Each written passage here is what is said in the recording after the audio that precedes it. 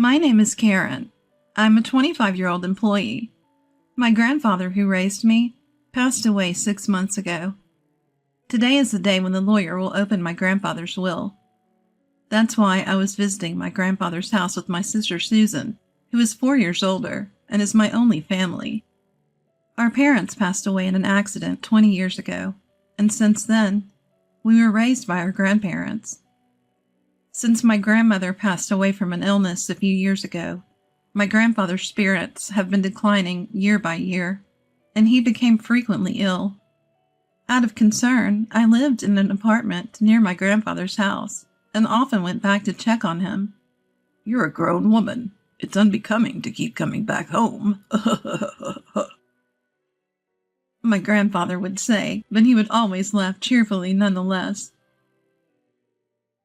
Then one day, as I went to visit like I usually did, I found my grandfather lying in pain at the entrance. In a panic, I called the ambulance. But my grandfather passed away just like that. "Hey, what are you daydreaming for? At least prepare some tea." My sister's voice brought me back to reality. "Right, the lawyer will be here soon." I responded and headed to the kitchen. Taking a quick glance, I saw my sister lazily stretching out her legs on the mat and yawning. I could still smell my sister's strong perfume, even in the kitchen a bit away, and I made a face. "She's same as always," I murmured under my breath, placing the kettle on the stove. My sister has always been the type to only care about herself.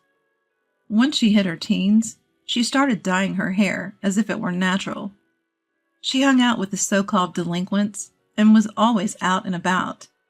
Demanding money without working part-time was a given. Even when she caused trouble and our grandparents had to apologize on her behalf, she was unperturbed. I, being the quiet one, often had to deal with the fallout. She doesn't seem to have changed much, even after becoming an adult. She doesn't have a stable job and seems to just be drifting around while working part-time.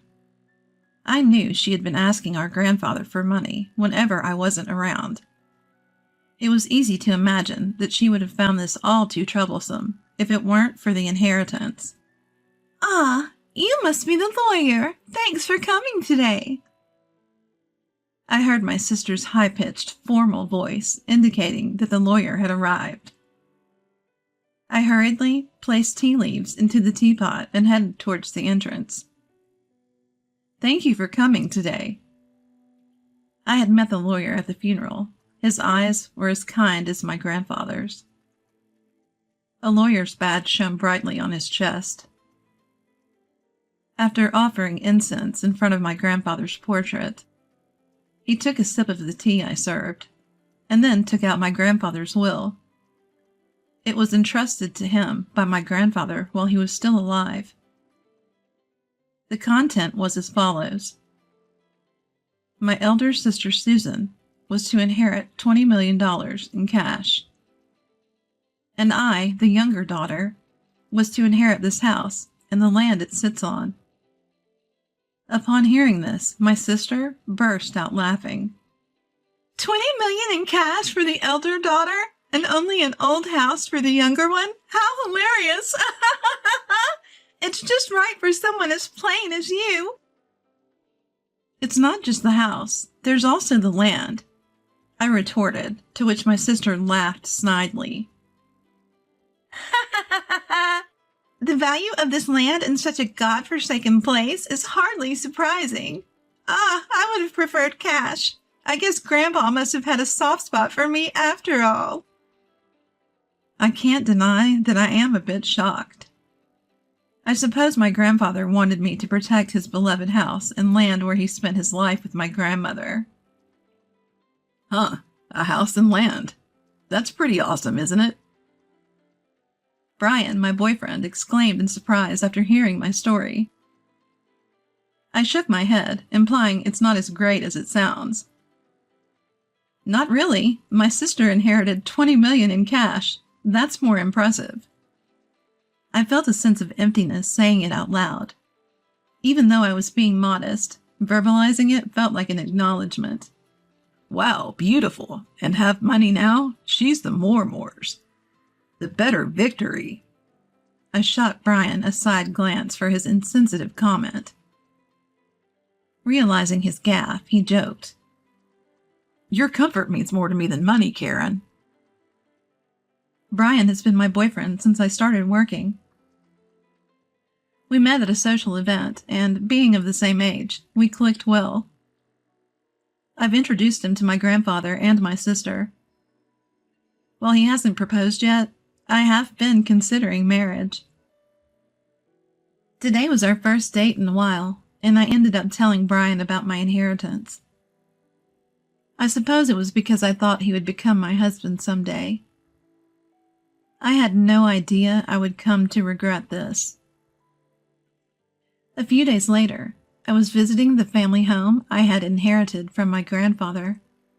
I had intended to clean and sort out my grandfather's belongings. The property was large, but the house was modest. I figured I could manage it on my own. I looked around the house and pondered. It's close to my workplace. Maybe I should move here. Living here leisurely with a cat doesn't sound too bad. There would be no rent to pay, and while there might be maintenance costs for deterioration, I have been working hard and saving, so it shouldn't be a problem. Maybe someday with Brian. Feeling embarrassed at the thought, I shook my head vigorously. I rolled up my sleeves to begin cleaning. Just then, I received a call. My sister's name appeared on my smartphone screen. Sis, what's up? Hey, Karen! Having fun all by yourself in that old house?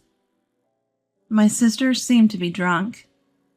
She always had a unique way of extending her words, but today it was particularly bad. Sis, you're drinking, aren't you? It's still afternoon. I pointed out with a sigh, to which she exaggeratedly sighed back. Oh, you're such a Miss Goody Two-Shoes. I was right. She had been drinking. I was thinking about moving here eventually. I answered my sister's question, hoping to end the conversation quickly. Really? I'm enjoying a suite in a luxury hotel right now. My sister raised her voice in a somewhat exaggerated way. Guess who I'm with right now? I have no idea. Boring? It's that kind of attitude that'll make Brian dislike you. What? I'm sorry, Karen. I was flabbergasted when Brian's voice took over the line. The sudden intervention of Brian threw me off balance. Dizzying question marks pop up in my head. But I resent my imagination. At this point, a disgusting imagination had been completed in my head. Surprised, huh? My sister's mean-spirited voice chimed in. Ever since you introduced him to me, I thought Brian was quite a catch. She rattled off boastfully about how she had been attracted to Brian since I introduced him, how she knew where he worked because of me, and how she had approached him as soon as he left work. He came along readily when she asked. He told her that she was hundreds of times more attractive than me. I listened in stunned silence. Karen, I'm really sorry. The next voice I heard was Brian's again. Tell me it's a mistake. As I tried to utter words that wouldn't come, he spoke again. As a man, I had to take this opportunity. What? I do feel bad about it, but come on, it's impossible to resist a beautiful woman who has $20 million, right? The way he spoke, as if asking me to understand, drained my emotions away. I felt a cold sensation, like my blood was being drained from me. You know what? I don't need a man like you. At my words, I could hear my sister laughing uproariously in the background. The voice on the phone changed back to my sister.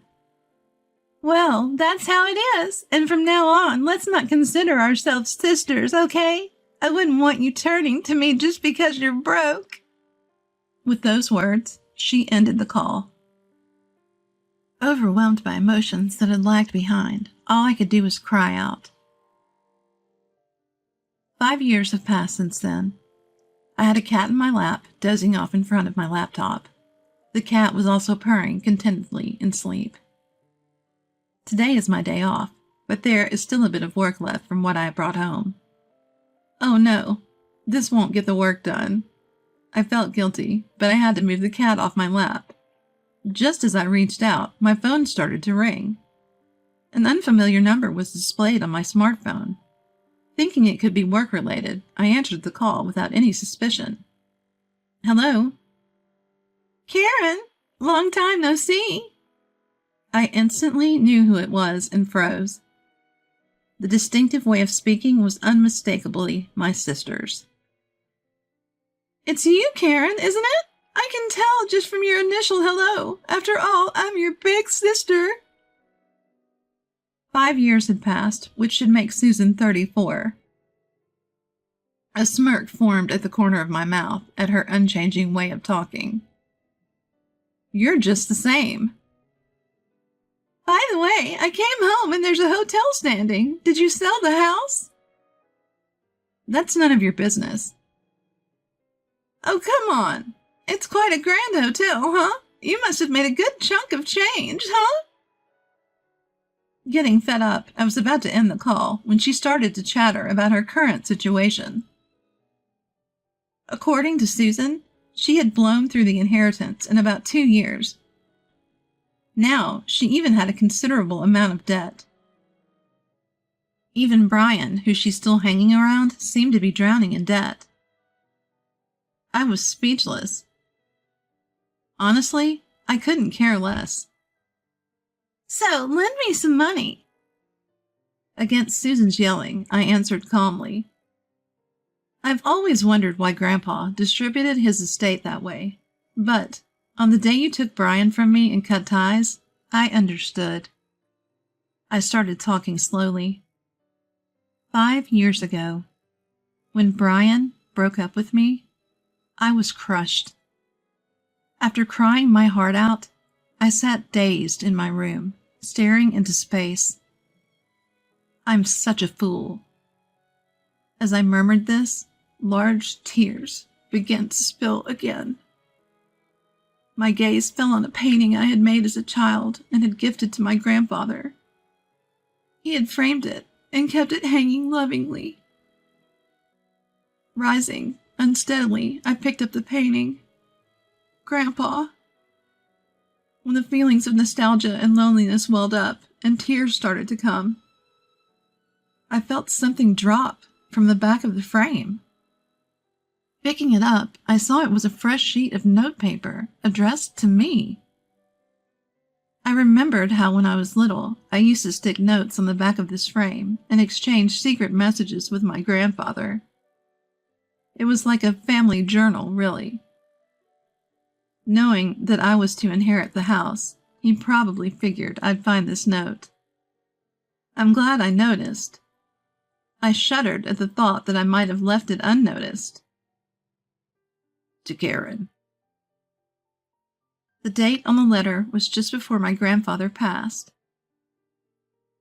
I knew you'd definitely notice this letter. Right now, you're probably wondering why I distributed my estate in such a manner. Cash to your sister, and an old house and land for you. It may seem like I favored Susan, but that's not the case. Despite any claims of favoritism, I wanted to leave most of my estate to you, who cared for me till the end. I finally understood what had been bothering me.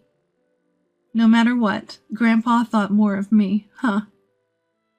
I'm sure I was deeply hurt by Susan's words at that time. Despite having loved my grandfather more, a kind of jealousy, I continued to read the letter. But Susan would not be satisfied with a regular division. This child, even as her grandfather, I must admit, she's terribly greedy. Exactly, Grandpa. She even took my boyfriend from me. That's what I want to tell him in my heart. That's why I arranged it this way. If at first glance Susan appears to have received the better deal, she won't pay attention to your share. According to Grandfather's letter, the value of this land in our area is continuously increasing due to ongoing urban development. As of the time I'm writing this, it's not worth Susan's $20 million yet, but the value of this land will surely increase in the future. When I read this far, my eyes widened in surprise. You can live here if you're attached to it, or you can sell it when its value rises enough to make a good profit. All I want is for you to be happy. When I finished conveying the content of the letter, Susan clicked her tongue and said, "That old hag!" I lived in that house for a while, but when my marriage was settled, I decided to sell the house just like Grandfather's letter said. The land value had risen enough. Anyway, I'm never lending you money. Susan seemed frustrated, but as if she had a good idea, she said this. "Right. If you want, I can give Brian back to you. So help your sister. It's a good deal, right?" At this moment, I heard something snap inside of me. Enough is enough. You've been taken care of by Grandpa, and yet you haven't shown a hint of gratitude. I despise you for that, and you're not my sister anymore. And besides, I'm already married. I don't need Brian, and I don't even want to see his face. Stay out of my life for good. I said what I needed to say and hung up. I quickly set up call blocking, and my cat on my lap was cowering on the bed. I quickly picked up my cat and said, "I'm sorry." After that, it seems Susan contacted Brian, and they both stormed into our old house. Did they try to return Brian to me? There's a respectable inn there now, but they must have misunderstood something and were shouting that they were my relatives. Even though I just sold the land and had nothing to do with it. It's simple for those two. I sold the land, and an inn was built, equals I must be the owner of the inn. Of course, the staff reported to the police. The two of them were arrested because they had destroyed several items in the inn. Furthermore, it was discovered that they had been committing marriage fraud for money in the past. It seems they'll be sent to prison together. I was also questioned by the police, but I was able to prove that I had no involvement quickly, as we were estranged, and was released. As my husband, who came to pick me up, and I were walking through the station, we heard screaming and turned our gaze. And there were Susan and Brian, whom looked completely different. Fortunately, they didn't notice us. Both of them had messy hair, worn-out clothes, and looked nothing like the two people I remember. Especially Susan, who never skipped her makeup and fashion, looked even more different. They were probably being moved into a different location. As I watched the two of them, filled with a sense of melancholy, my husband and I locked eyes. I grabbed the hand he extended, and we left the police station. "Are you okay?" My husband, always concerned, looked at me with gentle eyes. "I'm okay. I have you, and this little one." I touched my barely noticeable belly and smiled back. In my belly, a new member of our family is growing. Money is important, but there's something even more valuable. That's what I want to teach our child, with my husband by my side.